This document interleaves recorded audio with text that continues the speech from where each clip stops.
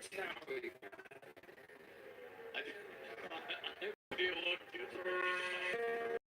you do when you're kind of up all night with your little boy? Watching Sky F1 the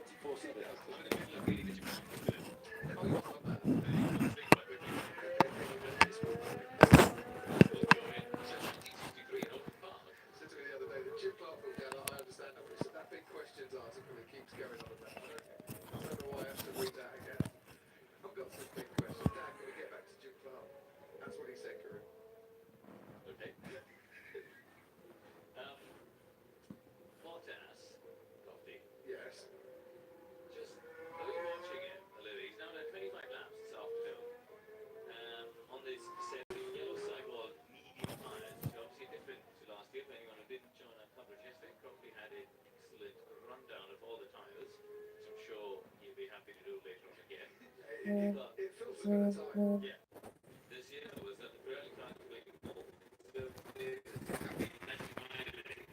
But we are seeing 2 seconds of time drop off in a sort of 16 between 16 and 20 lap run, which is quite significant. Well, we're seeing as well drivers having to be a bit more conservative in the conservative, but are they having to slow it down a bit in those only 3 or 4 laps? You know what's interesting is to know the answer to that, because we don't know what the ultimate potential yet of our car. Yeah. So, I think the drivers will be able to really, the engineers, and that's something that testing's all about. The engineers will be saying to the drivers, right, how much were you pushing at that point? How much more do you think you could go as a peak lap time sort of thing? So, it's an interesting conversation that they will be having. To add to that as well, Pirelli had come out and said, look, we know the times are faster than last year in testing. There was a lot of conditions are brilliant for this week's test, but don't discount the effect that the track resurfacing has had as well. So it was resurfaced just before the first test last year. It's had a year of wear and grip kind of put down on it, and it's a much faster surface. With the sun out, it's even better. So everything's being a bit skewed on that one. But talking to James Vowles this morning, Simon and I were having a conversation with the chief strategist, and I said, what's the spread of the tyre compounds from C1 to C5, or let's put it another way, from the hard to the soft? And he says about 2 seconds across the range. So roughly half a second on every step. Yeah, I don't think it's as linear as that, sure, necessarily, and it certainly wasn't as linear as that with the old compounds as well. But it's 2 seconds from your softest up to your hardest, and they are the markings on the side of the tyres. But as you can see, as the Haas takes turn 1, when the tyres are rotating rather fast, it all looks like a big strike. But as far as I'm aware, Kevin Magnussen is on the medium hard at the moment. Just a quick note on that, actually. Kevin Magnussen is in the car, but that's a change in the run plan. Haas were going to run Pietro Fittipaldi, the new reserve and simulator driver in the car this afternoon, to give him a bit of mileage, but they decided that with the setup changes they did this morning, they'd rather have Magnussen carry on the program in the car and get some back-to-back references to where they were this morning. Teams often do that in testing. I think that's one of the frustrations of the media, because they sort of schedule interviews and things with drivers, and then the teams change the run plans around, which is, they have to do what's best for their testing program. And clearly, 1 minute. Keeping Magnus in the car is the right thing to do. Right, Karun, Simon, and home at European races. These 2 new trucks here. You see the 2 spiral staircases either side. Used to be the old silver trucks with the staircase going up the back. I remember seeing the drivers going up. Well, this is where all the fans were gathered at lunchtime to see Lewis get out of the car and go up those stairs into there. Very dark, very. We can just see people keep going in and out of there. But they go up in there and have their debriefs and sit around the tables that you might have seen before on Sky Sports F1 when we've been allowed in before. That enormous set of trucks there providing the engineering base. And this is the more domestic side of it. This is Lewis Hamilton's motorhome here in the paddock that he likes to bring to testing here in Spain a couple of years ago. We bumped into him one evening out walking his dogs in the paddock in the evening, and he sleeps in there and stays in there during the week of testing here in Spain, and I imagine it's incredible. My next task is to try Oh, So fuck's sake. I'm going to get onto that, and hopefully we'll have a tour round at some point this week inside there and see what it's like. Well, I don't know if Rachel can hear us or not, but I know one person who has been allowed into the inner sanctum that is the Lewis Hamilton motorhome, and he sat right in between myself and you, Farouk. Me and Brundle. Brundle and I? Martin and Brundle myself. and myself. That one. Are you We sure were you're allowed English? we were allowed in 2013 during 3D testing, and it had been raining, and it smelled like a wet dog. Did you tell Lewis But it's that? quite plush. It's very plush in there, as you'd expect. Diamonds hanging from the ceiling. Really? No, but it is comfortable. I bet. Yeah. Far cry from where he grew up. Didn't Roscoe fall off the bed at one stage as well? No, I was in there. He was fast asleep. Oh, okay. They sleep a lot, those bulldogs, isn't it? Did you trip on his dog or something? Wasn't there a No. story about? Johnny might have taken a segue into it. I think it was, yeah, someone's tripped over the past. Probably Johnny. Very good. There we go. Haas have just responded to say the running order has changed for tomorrow for their particular drivers. Want to read the full message? The running order has changed for tomorrow, not today. So Fittipaldi will drive the morning session, Grosjean drives in the afternoon. Just to let you know, if you want to watch coverage of testing tomorrow, it will be on, of course. What else have we got We here? go back to the Haas car. You know, quite often last year they were into Q3. They had a good season, but the model that they're employing is the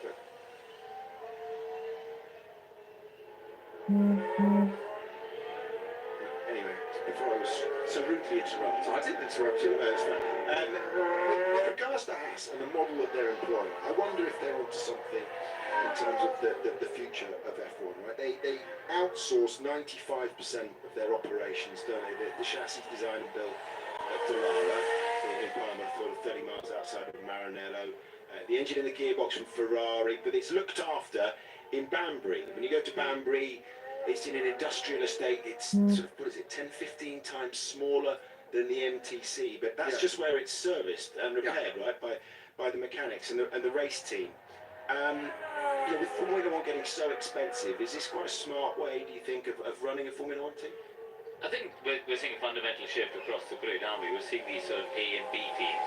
I think, unfortunately for Haas, as Kevin Magnussen goes straight on to the older part of the track, they I think this year have been bumped down to being a C team in the Ferrari stable, because Alfa Romeo now I think are very much B team there. Although what might help them, don't Haas and Ferrari both use the same wind tunnel? Yeah. Yeah. So, but therefore, for Ferrari to transfer the B team allegiance, as it were, to Alpha, it's a different wind tunnel, and you're going to get correlation errors coming from that. It's much more complicated than that. It's in terms of, because there's the listed parts which they're allowed to, basically to explain to people at home, there's a list of components that teams can outsource and don't have to be a manufacturer of. There's a list of components that they have to manufacture and own the IP, the intellectual property to. So, and the way the information is shared between teams and organizations is also very tightly restricted and controlled by the FIA and the regulations. All that to say, the support and financial support that is now being put behind the Alfa Romeo organization from the FCA group tells me that they are now further up the food chain in that Ferrari pecking order. Last year, Haas had the 4th fastest car, and the Sauber at the time, was what it was called, had the 7th fastest car. I take a punt on the Alfa being ahead of Haas this year. But to answer Simon's point, is this the future? I mean, there's a big argument, isn't there? Because people always argue about what is the DNA of Formula One. You know, Williams and McLaren say, you know, they should be constructors, they shouldn't be outsourcing and stuff. But how did Frank Williams start his team?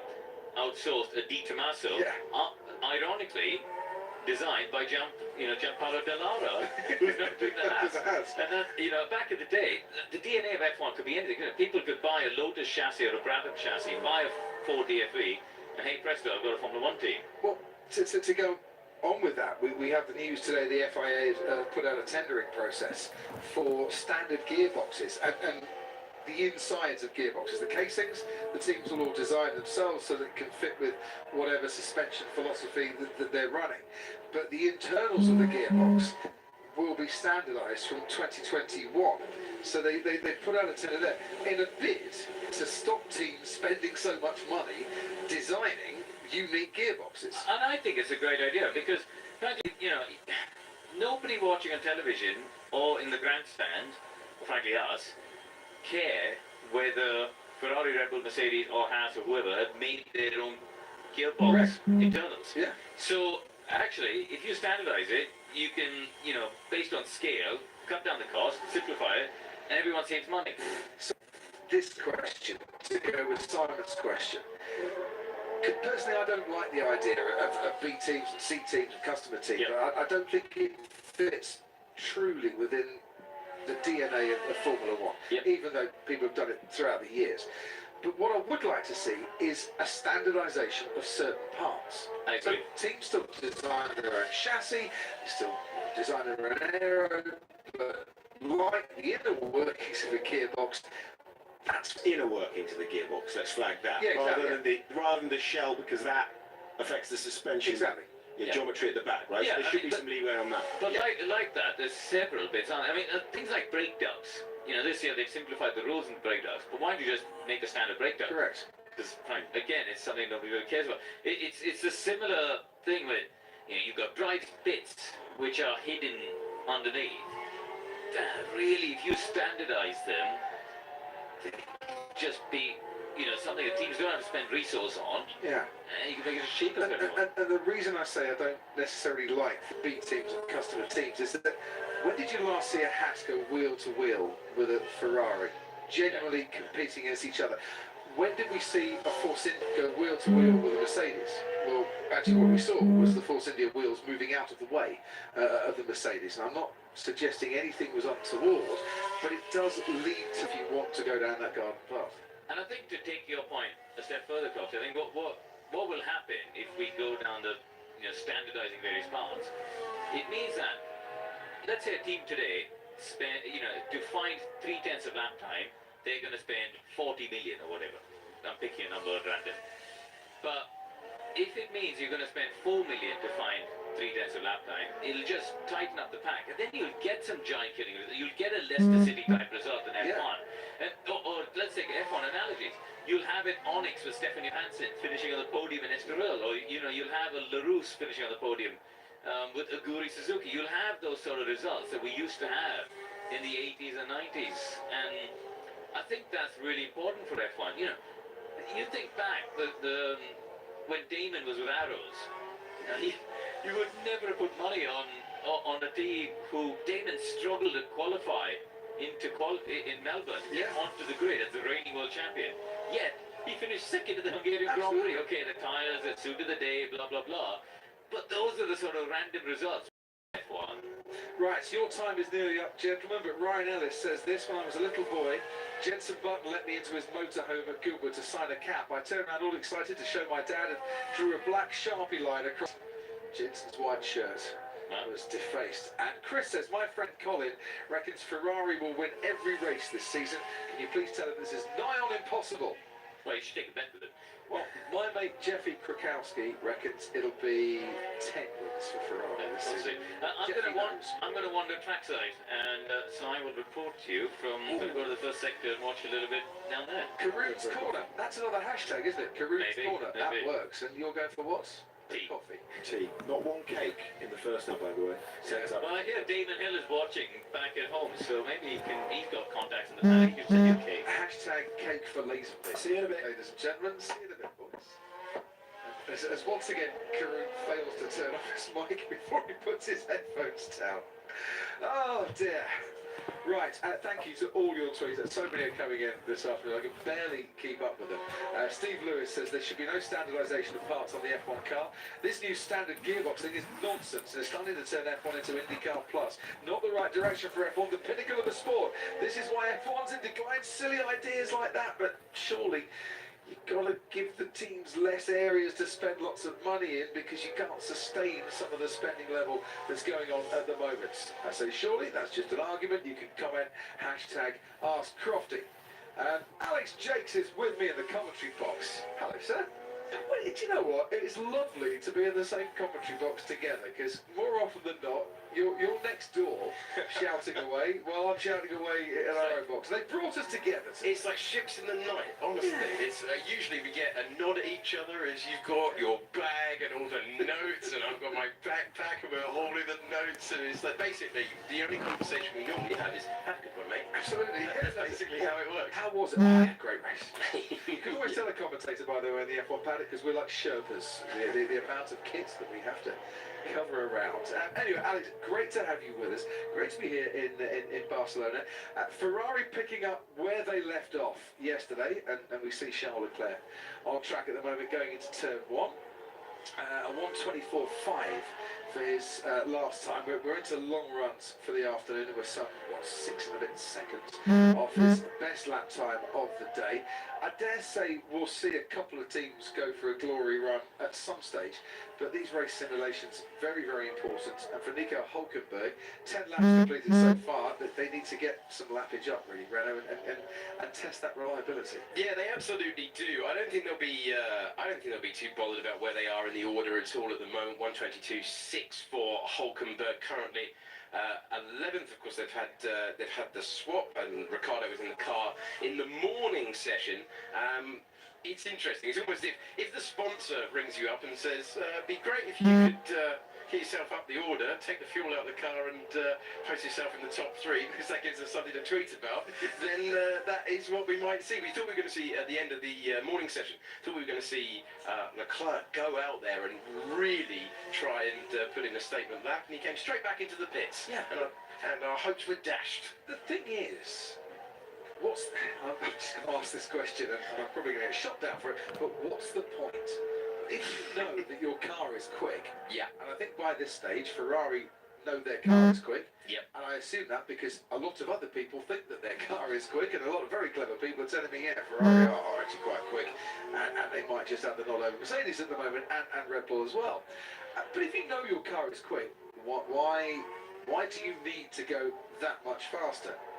Answers on the postcard to hashtag Ask Crofty, but the answer could be, well, you want to test it to its absolute limits.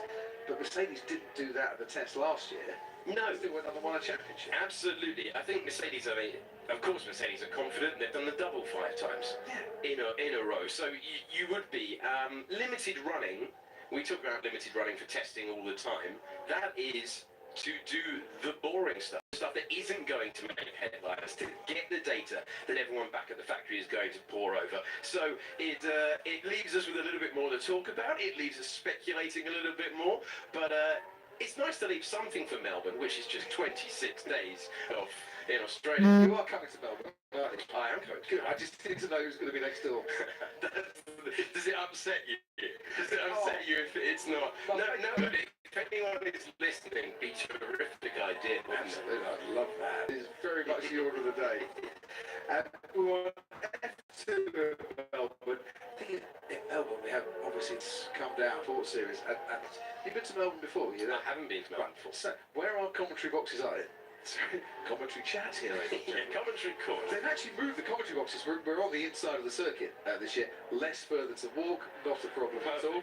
But it does mean we're a bit further away from the hamburger stand. But we are right at ground level, and before you get into turn 1, and it's brilliant. You just sit there and watch the V8 going past the commentary.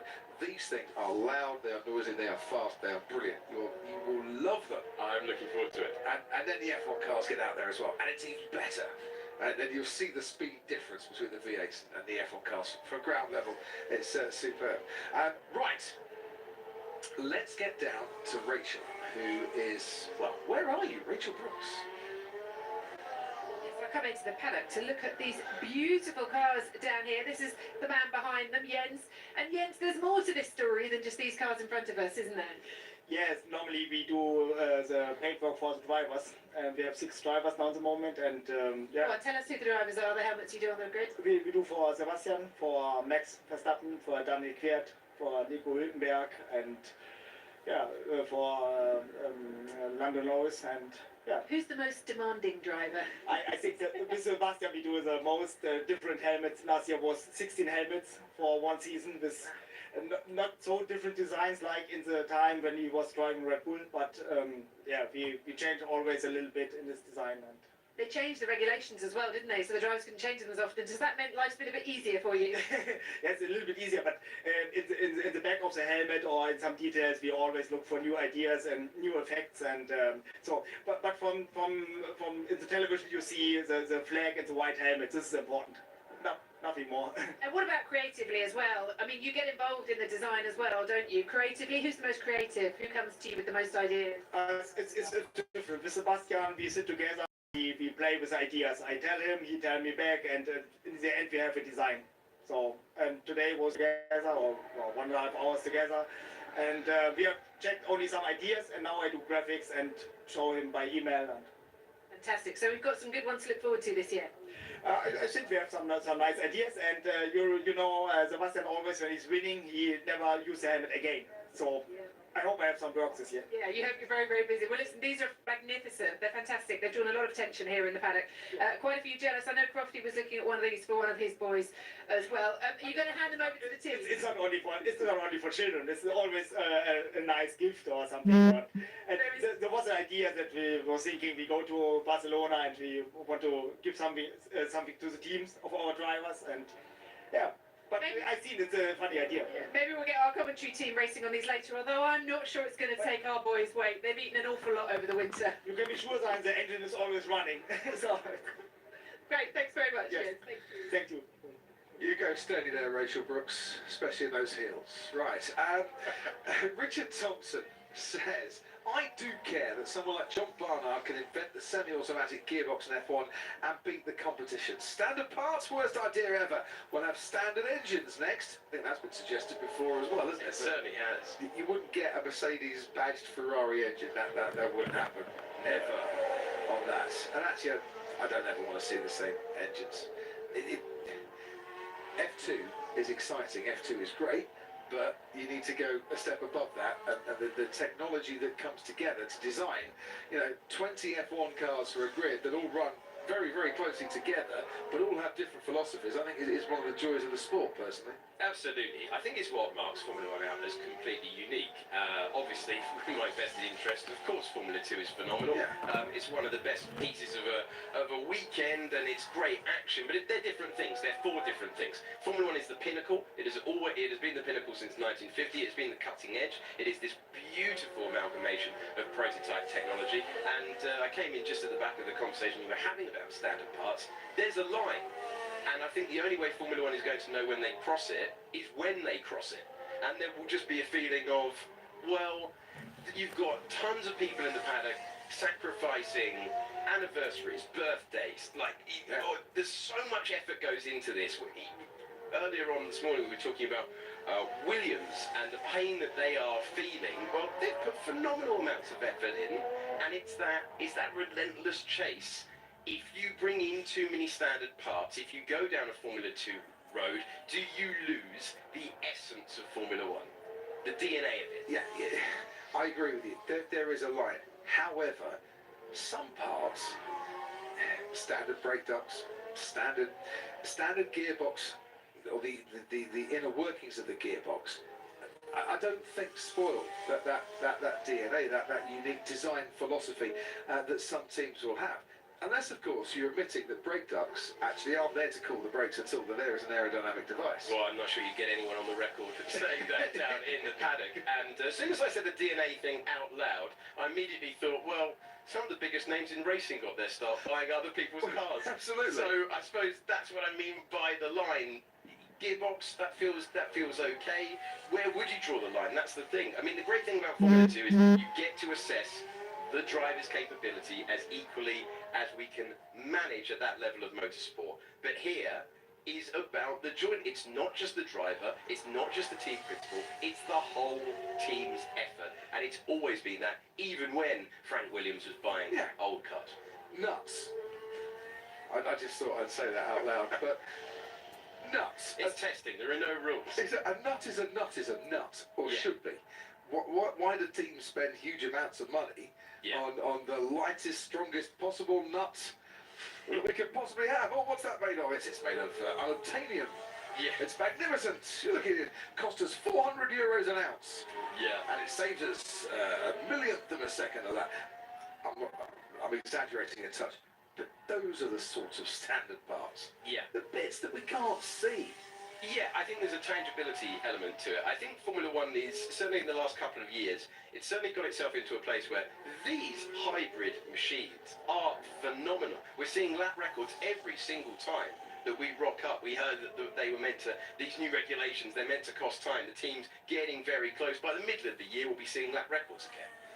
And Well, let's hope so.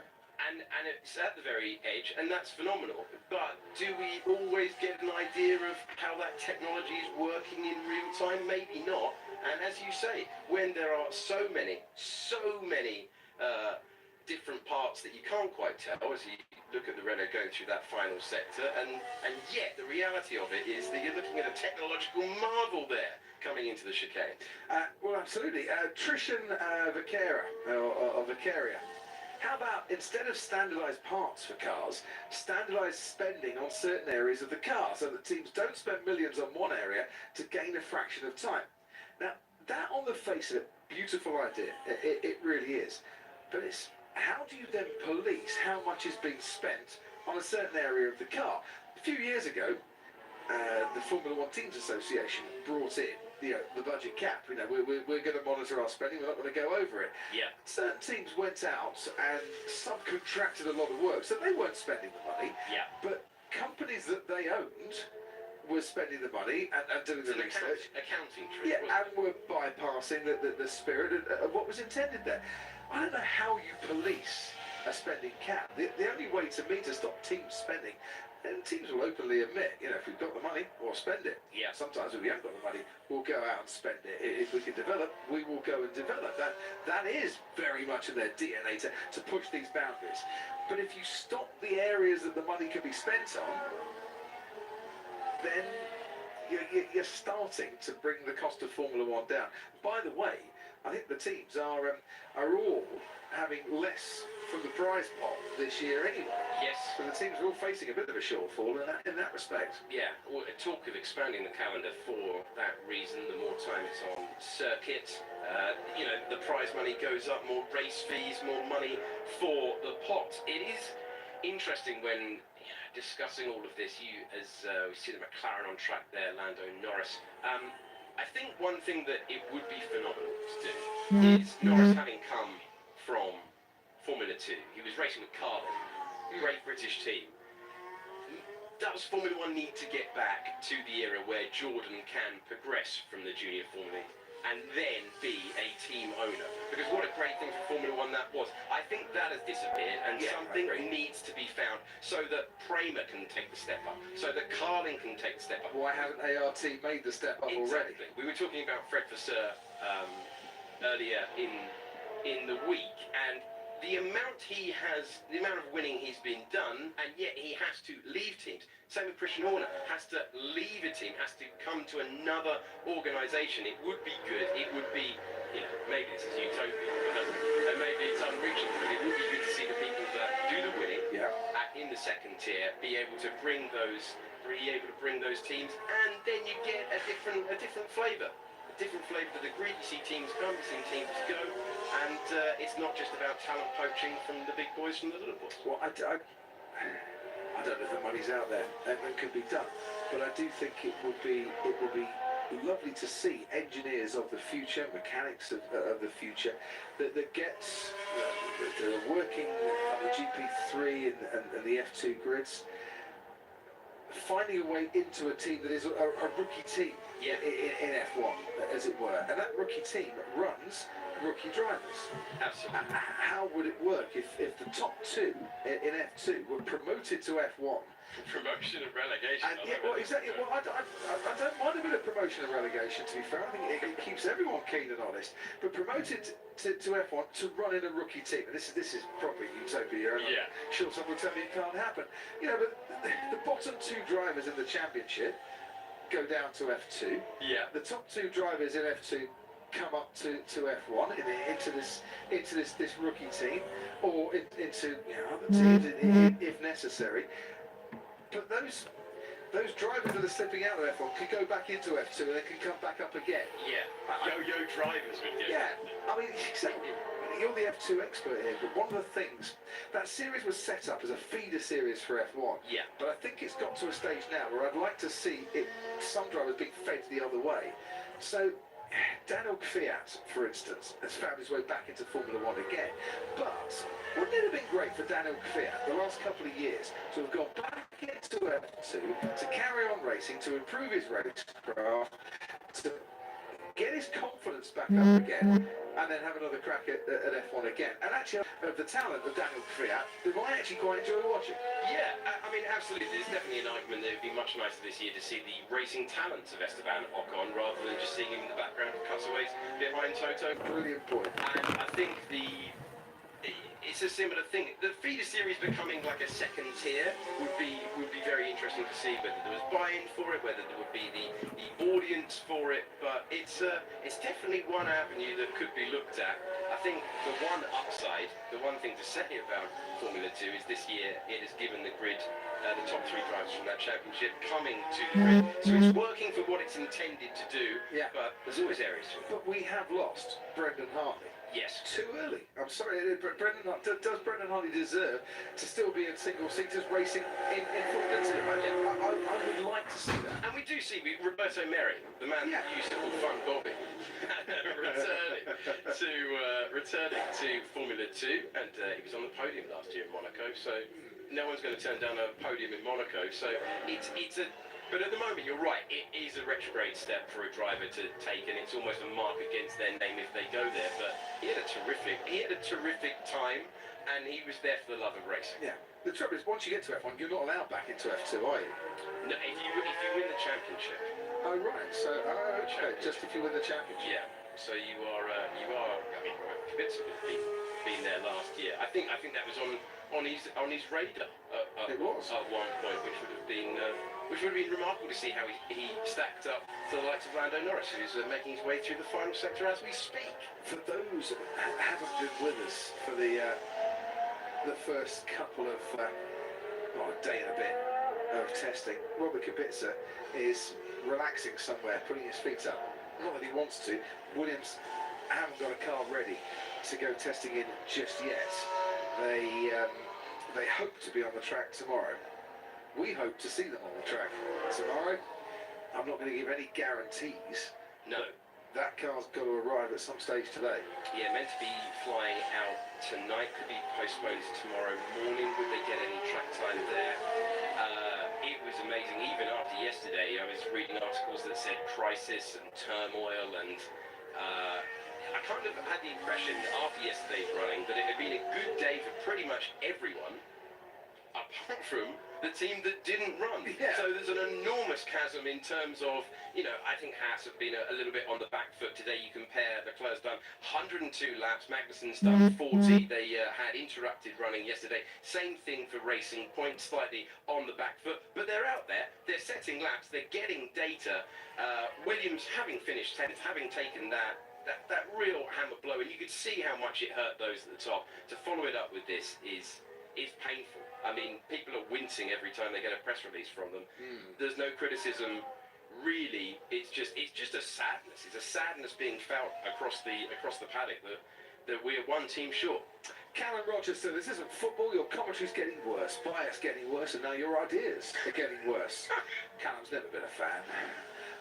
Dan Vitale. We need to cheer Callum up. Well, the trouble with Callum is that he obviously doesn't like football and then doesn't realise that actually promotion and relegation's a really good thing. But yeah, Callum, you're entitled to your opinion. That's why I read it out. I disagree with you, but there you go. Dan Vitale says, if you want better, more level playing fields and not have spec parts, you need to go like MotoGP. Factory teams with satellite teams using customer chassis engines. Silly to compare to spec series like GP2 and GP3.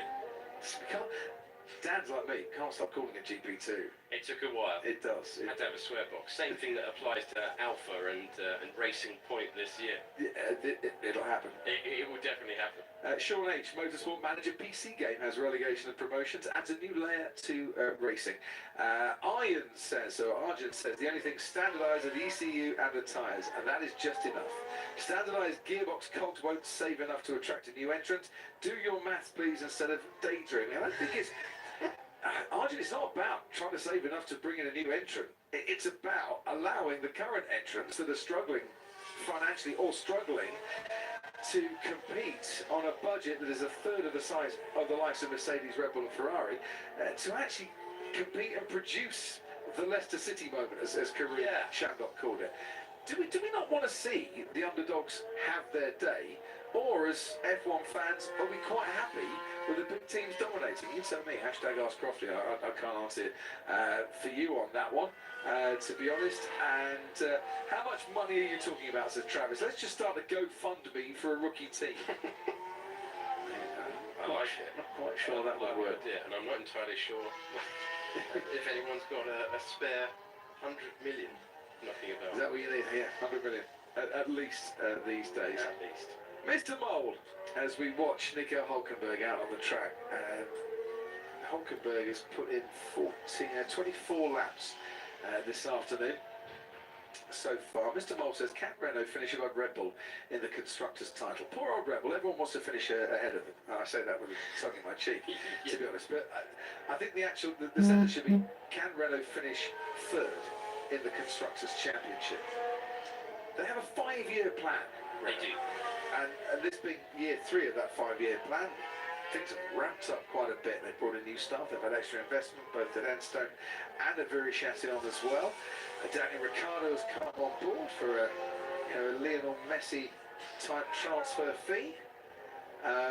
Your Twitter feed is going to be a mess if you keep mentioning football. Honestly, I think I'm pretty unique in that, I love motorsport. I absolutely adore motorsport. But I'm quite into sports that feature balls as well. Yes. A bit of cricket, a bit of football, occasionally a bit of darts. But that's not a ball sport, is it? But that's your winter sport. That's my winter sport. That's what keeps me keen and honest over the Christmas period. But can Renault, as part of this 5-year plan, finish third? I don't necessarily think that is their aim for this year. No. Their aim is to close the gap between themselves and third place. Keyword was progress. That's what they said at the launch. That's what they've been saying all the time. They don't mind finishing 4th again if they have closed the gap enormously. If they're able to get ahead of Red Bull in terms of pure pace, if they're able to take the fight to them somewhere like Monaco, where Red Bull have been so strong in the last few years, and Red Bull have been the benchmark for chassis for a long time, really, since Adrian Newey got things how he wanted it there. And I know his involvement comes and goes, and whether his motivation is high or low, he definitely seems to be involved at the moment.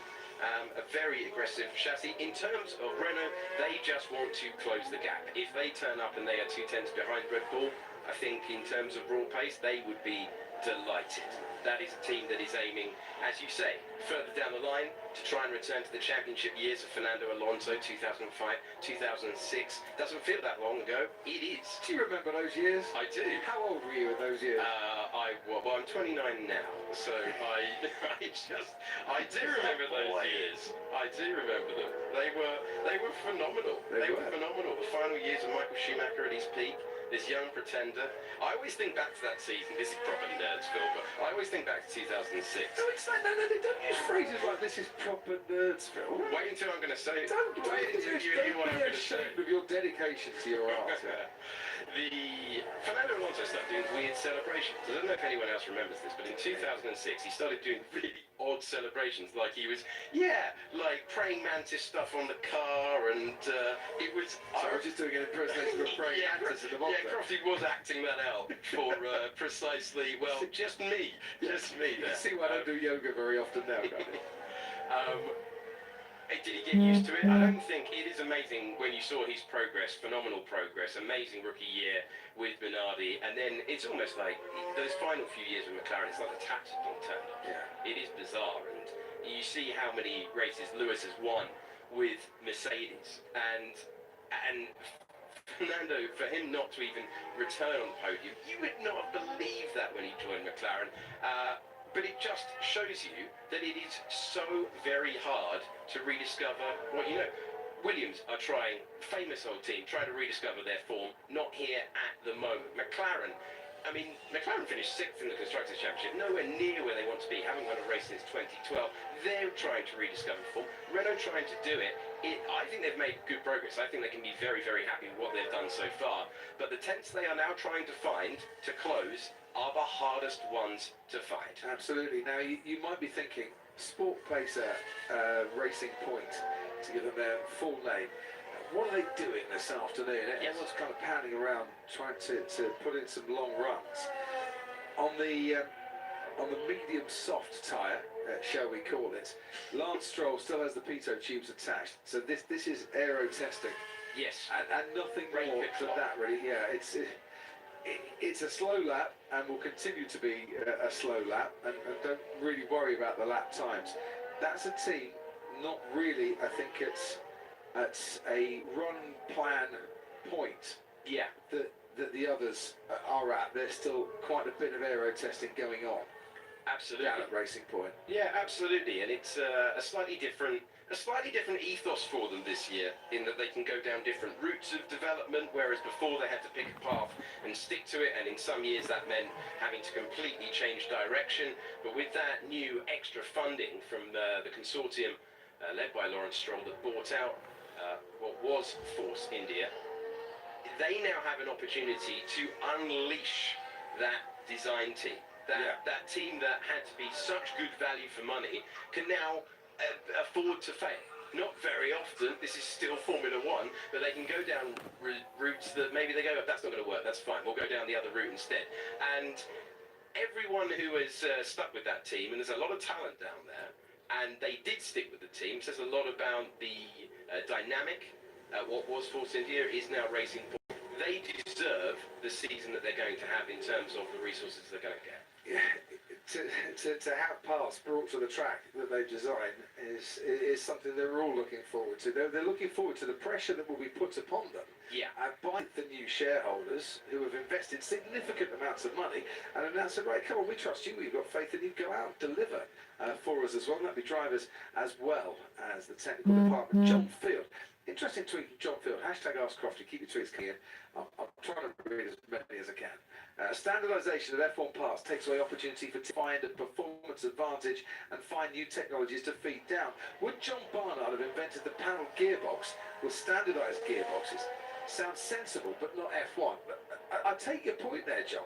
There is a risk, isn't there? It's like private sector and public sector, nationalised industry and private industry. The argument is always private industry will always invest in new technology and push things forward for the future. Anyone who ever got on a train in the 1970s in the UK would have realised that nationalised industries don't always necessarily work out. Let's be fair, my local train company seems to think that 5 minutes late is an acceptable time anyway. But that's another matter, we won't get on to trains. But I think the onus is on, if you're going to have standardised parts, the onus then has to be on the sport as a whole to keep pushing, finding a way for that standardised part to be kind of right up there and complying with latest developments. But it's a very good point, John. I'm glad I actually saw that tweet and wanted to read it out. George says, I don't think relegation promotion system would work with drivers because they can't be separated from their teams. Promoting a driver would force him on a team with an empty spot. It could work with relegating teams, but that's obviously not going to happen.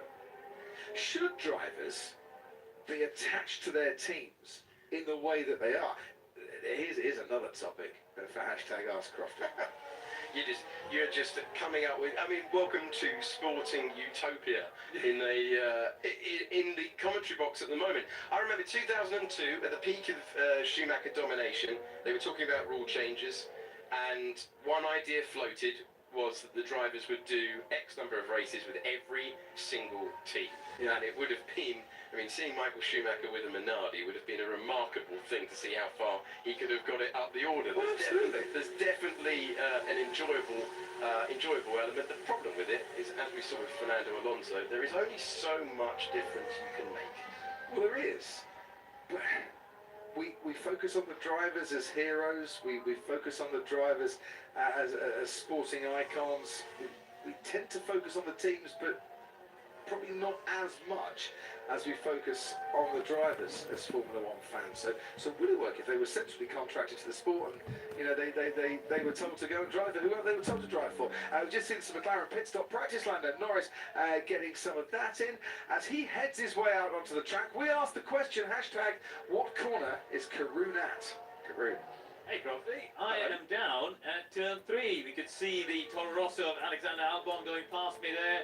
It's a great spot to watch, just to sort of set the scene. The Ferrari of Charles Leclerc is just coming out of the pits there. You could see coming out of turn 2 into 3. That's a change of direction. That's what I'm looking to see here at this part of the track. When turn 3 back in the day was a really tricky corner. The drivers were struggling to be flat through here.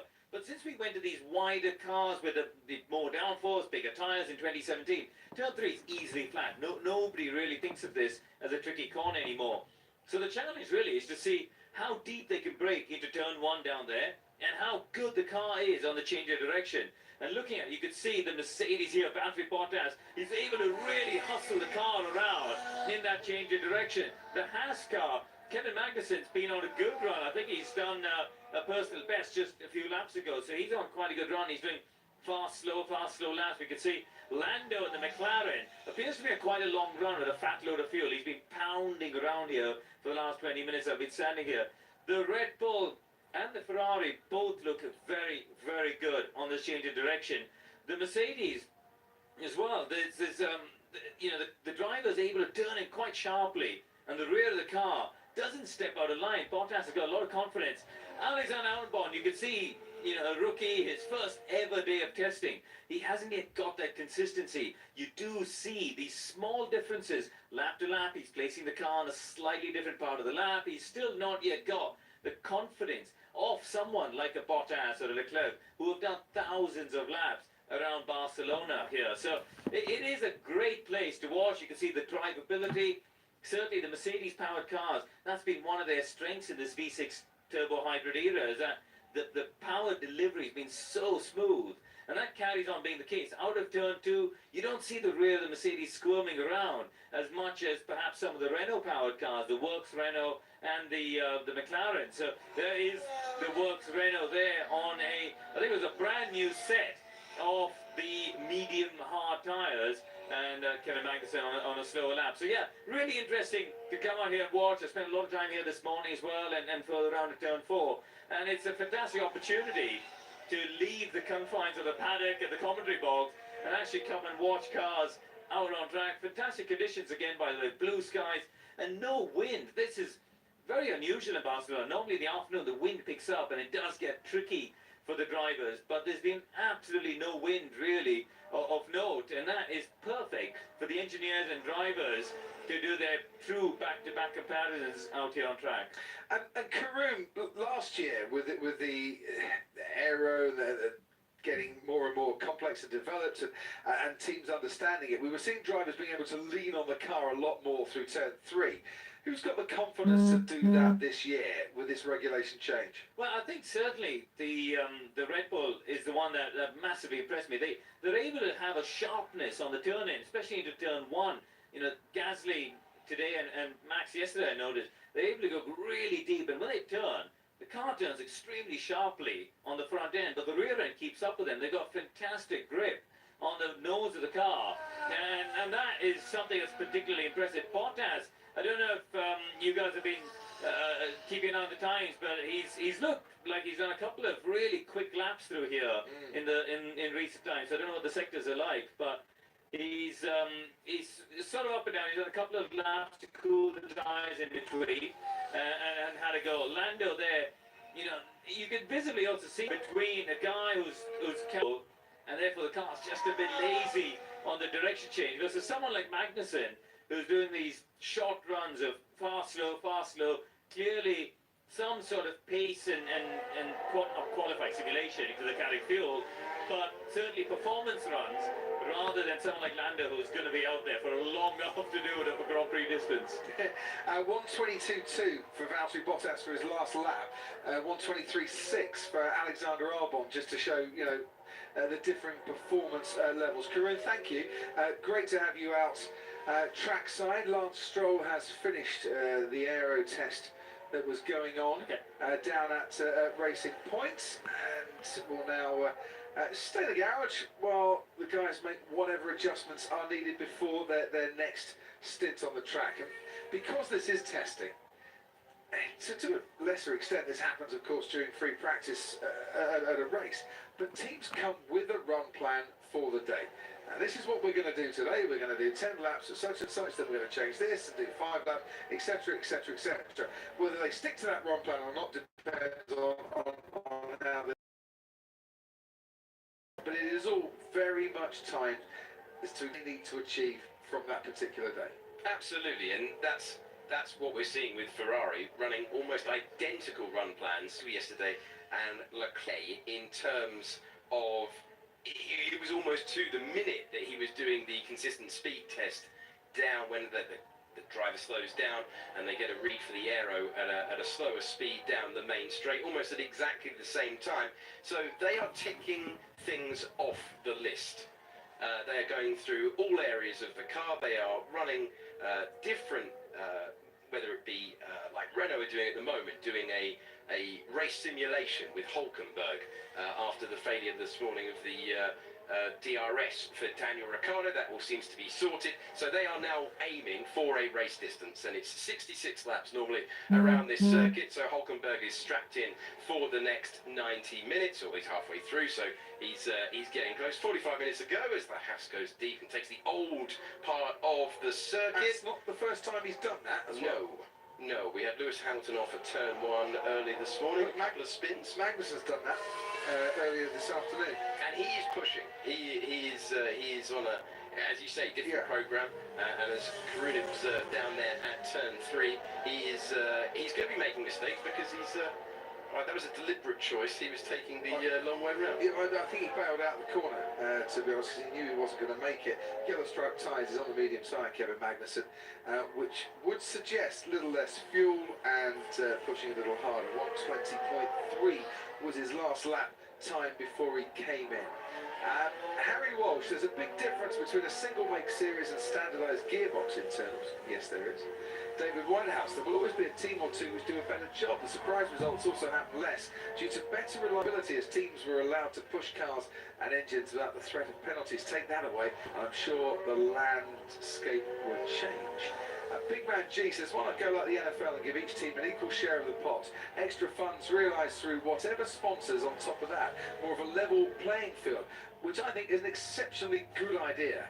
Big Man G, but as yet, I'm not sure they've realised that turkeys, or they've allowed the possibility for turkeys to vote for Chris. Yes. If you catch my drift. If you want a sport to thrive, the NFL sets up financially the teams with a great platform for that. Yeah, and just to explain how that model works in America, if you sell a Titans hat, the Patriots get a cut of that, and like every team benefits from the other teams. They have the draft. Everything is based at you can make your money outside of that, and they try to equalize it by getting new talent in. Can't quite apply that. It'd be very interesting to see if they could to Formula One. Ferrari and Mercedes are hearing earlier today from Tom Clarkson that Mercedes last year spent $450 million. They have an advantage. Engine and chassis. Yes, they have an advantage. They're paying for that advantage. They're paying to win championships. They are going to let that go. Well, they're not going to let that go without an enormous fight. Well, we saw last year, didn't we, when the thought of taking away Ferrari's $100 million a season before you start dishing out anything else. Take that away from Ferrari, and at one stage I think the team threatened to pick up the aforementioned ball. It was theirs, and they were going to go play with it somewhere else. So it's it's a great idea. If you were starting the series from scratch now, Yeah. then you probably would adopt something like that. But if you were starting F1 from scratch now, you probably wouldn't put Monaco in it, and that would be a really bad idea. No, it's true. Some of the tradition. Well, maybe you won't feel the same way on lap 50 of the race this year. No, I always this thing about Formula One. Yeah, we don't go to the same track all the time. Yeah. It's horses for courses, different tracks. It's a world championship. It's played out throughout the world, except of course the continent of Africa, and we should be on that continent in some way, shape, or form. It would be great to see. But you go to Monaco knowing that you're not going to get a huge amount of overtaking, and it's Yes. very, very difficult there. But what you are going to get is this amazing sight of some of the fastest cars in the world racing around streets that, quite frankly, are designed to take smart cars and mopeds. It's a bizarre, crazy, stupid concept that you wouldn't do now. But over the years has given us some amazing thrills. And yes, you're not going to get much overtaking, but please tell me if you don't like the sight of a Formula One car going through the swimming pool complex in Monaco. Nothing like it. Honestly, if you don't, you've got no soul. Very simple. I think it is nice, and it is worth underlining that point, that Formula One loves its traditions. I know the calendar has expanded, but the drivers all still want to win in Monaco. They want to win in front of that Silverstone crowd and get that fantastic golden trophy that they've been giving out for so many years. And it's not the same in every sport. The FA Cup every single year in football, always like, oh, is it still relevant? The Monaco Grand Prix is always relevant. It's the one that piques the drivers' interest. It's the one they want on their CV. For 77 laps, you have raced as fast as you possibly can, from A to B, going past the barriers a couple of centimetres at a time, and surviving everything that could possibly go wrong. Ask Daniel Ricciardo how special it is to win a Monaco Grand Prix, and he will be there for hours telling you about that day, his redemption day in Monaco. And yet, you're not going to get the most amount of overtaking, but you know what? We go to Bahrain and we go to China, we get a lot of overtaking, we get a lot of drama in different ways. So I'm kind of preempting the chorus of disapproval about having a Monaco race. If you don't find it appealing, I'm really sorry. Yeah. I personally do. I think it's a unique sporting event, and there is nowhere on the planet I would rather be. See, Callum Rochester, hello again, Crofty. I don't like Monaco, rubbish circuit. Callum, mate, smile, come on. I'll tell Callum that absolutely the absolute best place to watch a Formula One car, that anywhere we go, the most unbelievable place is the swimming pool section. The direction change, the animation of the cars, and you can put your, I mean, it is a privilege, you can put your nose on the fence there, and it is, if you ever get the chance, if you ever get that hint of the chance, and I know it's expensive, but if you ever get an opportunity to go and see that with your own eyes, for goodness sake, take it, because it is magical. Albion Quinn, get rid of Monaco, it's not a race, it's a poser's paradise. Yes, outside the confines of the circuit, you could argue that it is a bit. I once saw a speedboat that had been liveried out in leopard skin. It's that sort of a place. But It can't buy taste. It cannot buy taste. it's still a race, trust me. Happy F1 hamster, since we're throwing out wild ideas today, here's mine. Make Monaco a non-championship race and open it up to drivers from other series. It would make Monaco more interesting and make the Triple Crown something non-F1 drivers come in for. Right, utopia here. I did bold predictions yesterday. Hashtag F1 utopia, I think. But wow, yes. Yeah. In an ideal world, how lovely would that be? I love this thing about the Triple Crown, the mythology that has become Fernando Fernando Alonso's way of maybe changing the narrative on his career as something that ended with a bit of a whimper to something that ends in glory. You know when Graham Hill won the Triple Crown, only driver to win the Triple Crown. When he won it, there wasn't one mention of the Triple Crown in the Le Mans race report. Really? And I've checked that with the Times, and I've checked that with the old Autosport archives as well. No one mentioned the Triple Crown. So we were speaking this morning about the old myth that the Silver Arrows got their colour because they chiselled off the white paint. And it sounds unfortunately like it is a myth. But these things grow in stature. Whoa! Yeah. Yeah. I'm going to do that again. Whoa! How is it a myth? Apparently they just came with that plan to run them without paint in the first place.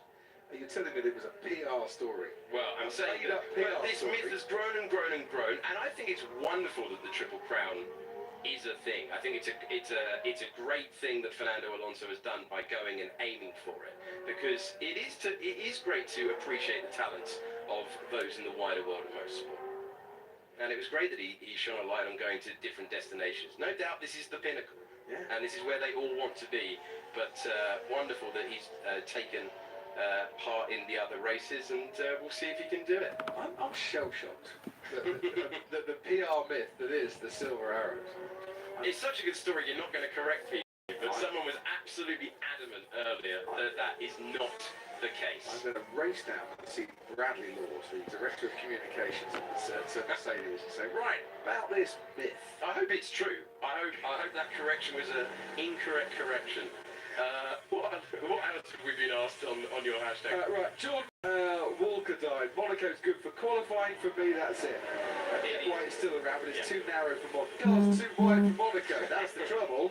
I think it's always been impractical. I think that's the lure of the place.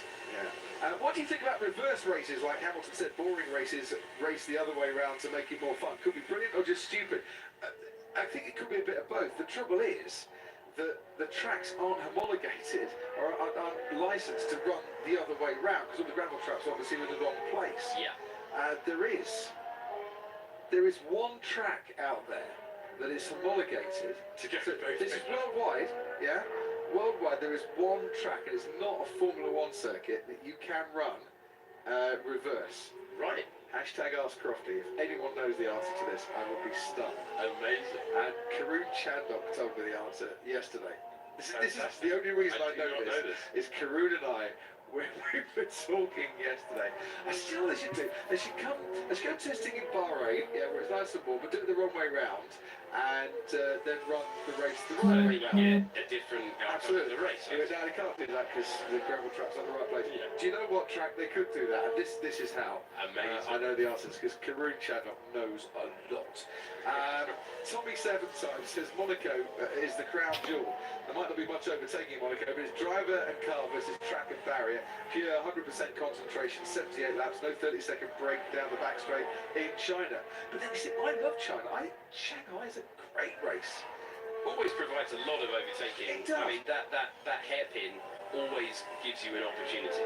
Is it ideally a place where the sport would have envisaged all those years ago celebrating its 1000th Grand Prix?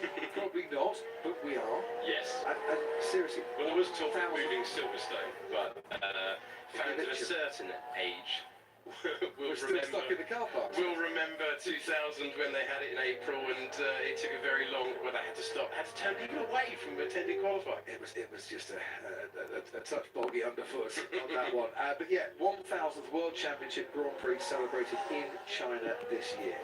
A major milestone for the sports of Formula One. Couldn't agree more with Crofty, says Callum Rochester. No, sorry, it says Susie about Monaco. The skill needed to race there is impressive in itself. And mostly racing, the last one on this one. Harry T, Monaco's a great track, doesn't have the best of races, but awesome to watch the cars there. And mostly racing. Speaking of Monaco Grand Prix not being the most exciting race, would either of you like to see a format change for that specific race? Time trial with points, followed by 2 races, for example? No. I don't want to see a change in the format, because the thing is about Monaco, right? Let you into a little secret. Go on. Is that these are very good drivers who don't often make mistakes, but you know what, if they did make a mistake, it's a huge mistake there, and anything can happen seconds after you think everything's okay. It's true. I That was think Max Verstappen and Roman Grosjean. I think they need to give them tyres where they can push to the limit. I think it needs to be completely flat out. I think it's missed that certainly in the last couple of years. There's been, I certainly think back to Rosberg a few years ago when he was leading a train, and maybe arguably last year. You're going to get the errors if the drivers are dancing on the edge. That's what you need to see in Monaco. So you wouldn't have a you wouldn't have a hairpin down at Portier if they offered you the chance. Because they're reclaiming, aren't they? They're reclaiming a lot of land there. So where there hasn't been an opportunity in the past to change the circuit, there now is an opportunity to run it a little bit longer down at that famous old corner. I think it's got to go down to the sea, to be honest, so make something exciting out of Yeah. it and lock up there for Charles Leclerc. Right, are you ready for this? Go on. Daytona Road Circuit, says Ozone Scott. No. Indianapolis says Kevin Paul, no. Misano says Spokesmiller, no. The Nardo ring says Ben Mercer, no, not that I know of at all. Andy Jenner says Formula One should come to Africa. I live in Kenya and I travel to Kailami every season to watch the Grand Prix. I'll go with you. Misano says Joseph Love, no. But Dean says Laguna Seca, no. Rowan Razant and Richard Morris Racing are the first two I've seen. Jed Cooper is another one. Chris Satchwell, D. Herbert, not J. Herbert, D. Herbert, have all got the right answer. Donald, Lobster Boy, Jeffy Krakowski, Craig Harris, Steve Allen, and Seaport, and anyone else. I'm sorry I didn't read your name out, but we are getting some right answers. Amazing. Not Kill. No way. Seriously. No way. Seriously. That is top knowledge. And it's what I love about this sport. The amount of answers that we got in such a small amount of time, and getting that not kill. Wonderful. I've never been, and I will have to go now. I'll have to tick it off the motorsport bucket list. Well, honestly, you should go to Knock Hill because it's officially also the warmest place on the planet. I think it's they had a temperature recorded there of -10. That's not the warmest place on the planet. It's freezing cold. Yes. But it's beautiful in that part of the world. And Knock Hill, ladies and gentlemen, can be run backwards as well as forwards. Alexander Albon, a lot of you tweeting today about the lights on the back. It's because he is a rookie and because his super license isn't the full super license as if he will be ratified at the next World Motorsport Council. But he has the green lights when he's harvesting, so people know it's him out there. Right. Christian Horner in the paddock a little earlier today, came for a little look round, and Rosanna's. Yes, to round off the morning, I found Christian Horner. You were busy analysing all the screens. Christian, how are you firstly, and how's the morning been? Yeah, very good. It's great to see the cars out running again, and yeah, doing lots of laps, learning about new RB15, about this new Honda engine, and obviously a new driver as well. You're learning about it. What are the first impressions, and how is it working together with a new company with different mindsets, different values? I have to say, first impressions have been very, very positive. The car has run well yesterday, it's run well again this morning, so it's enabling us to get a lot of laps in and an awful lot of information, which is obviously the objective of testing. I had a chat with Franz Post earlier on, and I asked him about now having another team using the same engine. Are you able to compare notes at all, or does testing not really allow for that? Well, testing, doesn't really allow for that. But what it does do is give Honda a